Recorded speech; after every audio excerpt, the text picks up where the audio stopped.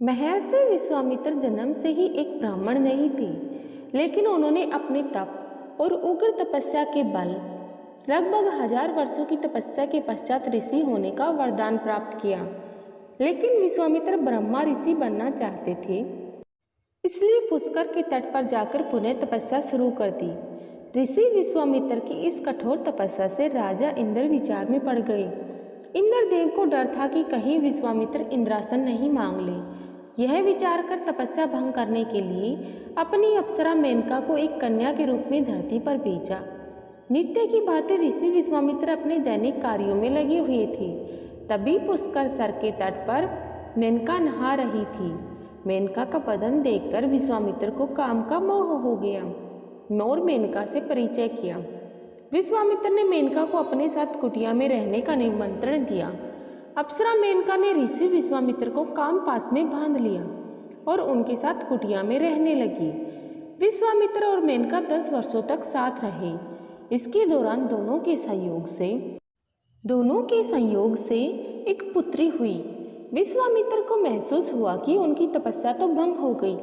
उन्होंने अपनी दिव्य शक्तियों से पता लगाया कि ये सब देवताओं का किरा कराया है। ऋषि विश्वामित्र के गुस्से से मेनका कांपने लगी, लेकिन विश्वामित्र ने मेनका पर कोई क्रोध नहीं किया और उसको वहां से जाने को कह दिया। महर्षि विश्वामित्र ने काम पर विजय प्राप्त करने के लिए कामदेव की तपस्या करने का निश्चय किया। इसके लिए विश्वामित्र ने अपनी पुत्री को ऋषि कणव के आश्रम पर छोड़ दिया और सुबह उत्तर में कोसी नदी के किनारे जाकर तपस्या करने लगी। अगले दिन जब ऋषि कणव ने एक कन्या को शकुओं से रक्षा करते हुए देखा तो उन्होंने उस कन्या को उठा लिया और उसका पालन पोषण करने का निश्चय किया। शकुओं के पास मिलने के कारण उसका नाम शकुंतला रखा। समय रहते शकुंतला युवती हो गई और एक दिन सखियों के साथ पुष्प बीनने के लिए गई हुई थी। तभी पुरुवंश के राजा दुष्यंत एक दौरे के लिए वहां से गुजर रहे थे। शकुंतला को देखते ही उससे मिलने का मन बनाया। कश्यप गोत्री शकुंतला का पीछा करते हुए राजा दुष्यंत ऋषि कणव के आश्रम पहुंच गए। वहां जाकर आवाज लगाई और वहां विश्राम करने का निवेदन किया। जब राजा दुष्यंत ने पुनः शकुंतला को देखा तो कहा, हे कुमारी, तुम्हारा रूप अनुपम है, मैं तुमसे विवाह करना चाहता हूँ। कुमारी शकुंतला ने कहा, मेरे पिता कणव अभी यहाँ नहीं हैं, जब वो आ जाएंगे तब उनकी अनुमति से आपसे विवाह कर सकती हूँ। शकुंतला ने एक शर्त रखी कि हमसे जो पुत्र होगा आप उसको सम्राट घोषित करेंगे। राजा दुष्यंत ने उनकी बात मान ली। राजा दुष्यंत ने कहा कि महर्षि कणव तो अखंड ब्रह्मचारी हैं, फिर वो तुम्हारे पिता कैसे हुए? शकुंतला ने बताया कि उनके पिता विश्वामित्र हैं जो तपस्या कर रहे हैं और मेरी माँ देवलोक की अप्सरा है। जन्म से ही ऋषि कणव ने ही मेरा पालन पोषण किया, अतः वो ही मेरे पिता हैं। राजा दुष्यंत ने शकुंतला को बताया कि तुम एक ब्राह्मण नहीं राजकन्या हो और हम गंधर्व विवाह कर सकते हैं। तुम अपने आप को मुझे दान कर दो। राजा दुष्यंत के निवेदन पर शकुंतला ने विवाह कर समागम कर लिया। कुछ समय पश्चात राजा दुष्यंत शकुंतला को दिलासा देते हुए कहा कि मैं शीघ्र ही तुमको यहाँ से लेकर जाऊँगा। शकुंतला को अपनी एक अंगूठी देकर वहाँ से चले गई। जब महर्षि कणव आश्रम आए तो शकुंतला अपने पिता को सब कुछ बताने से डर रही थी। ऋषि कणव ने अपनी दिव्य दृष्टि से सब कुछ जान लिया और मुस्कुराते हुए कहा, बेटी, तुमने कोई गलत काम नहीं किया है।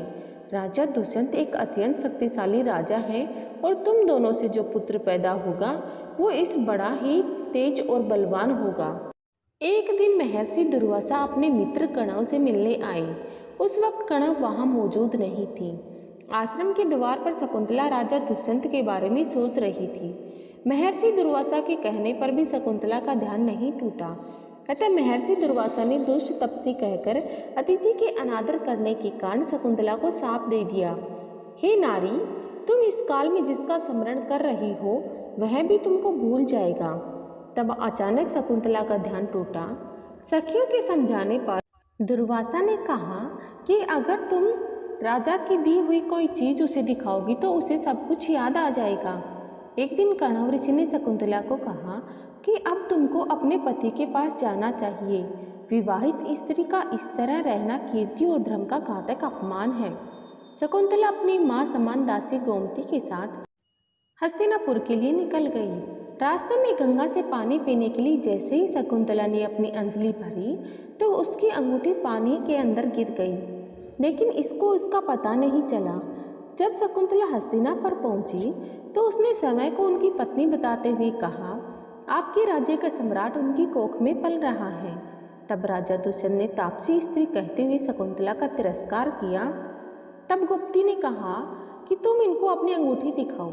शकुंतला ने अपनी अंगूठी ढूंढने की कोशिश की, लेकिन उसको नहीं मिली। तब राजा दुष्यंत ने उसको वहां से जाने को कहा।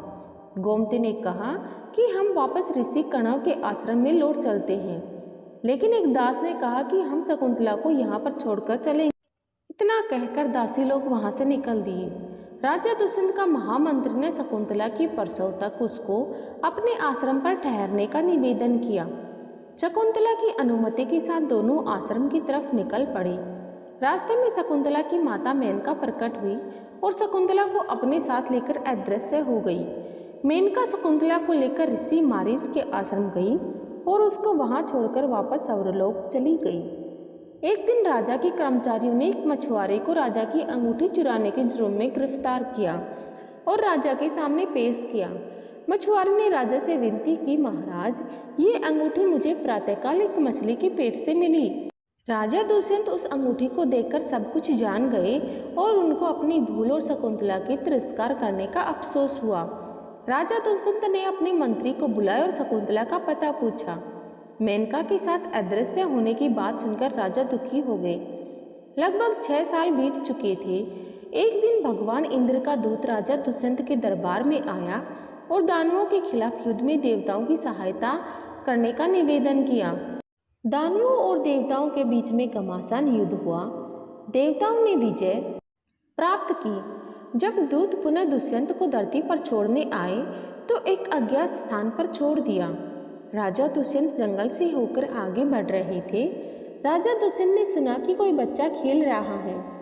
ढूंढते ढूंढते दुष्यंत उस बच्चे के पास पहुंच गए। एक बच्चा शेर के साथ खेल रहा था और उसका मुंह खोलकर उसके दांत की गिनती कर रहा था। तब 2 दासियां उस बच्चे को आश्रम ले जाने के लिए आई। दासियों के आग्रह पर भी वह बच्चा वहां से जाने को तैयार नहीं था। तब सर्वदमन के हाथ से जंतर गिर गया। राजा दुष्यंत ने उस जंतर को उठा लिया और अपने साथ खेलने को आग्रह किया। दासियों ने कहा कि आपको उस जंतर को नहीं छूना चाहिए, उसको छूने का अधिकार केवल इनके माता पिता को है। तब राजा दुष्यंत दासियों से सर्वदमन की माँ से मिलने का निवेदन किया। दासियां राजा दुष्यंत को शकुंतला के पास लेकर गई। दोनों ने एक दूसरे को पहचान लिया और एक दूसरे से क्षमा मांगने लगे। तब शकुंतला ने सर्वदमन को अपने पिता से परिचय करवाया। राजा दुष्यंत ने शकुंतला को महल चलने का प्रस्ताव रखा। शकुंतला ने महर्षि मारीच की अनुमति लेने को कहा। महर्षि मारीच की अनुमति और आशीर्वाद सहित तीनों हस्तिनापुर लौट जाते हैं। सर्वदमन जो कि आगे चलकर राजा भरत के नाम से प्रसिद्ध हुआ। दोस्तों, कहानी अच्छी लगी तो वीडियो को लाइक एंड शेयर करें, चैनल को सब्सक्राइब करें और कमेंट करना ना भूलें। धन्यवाद।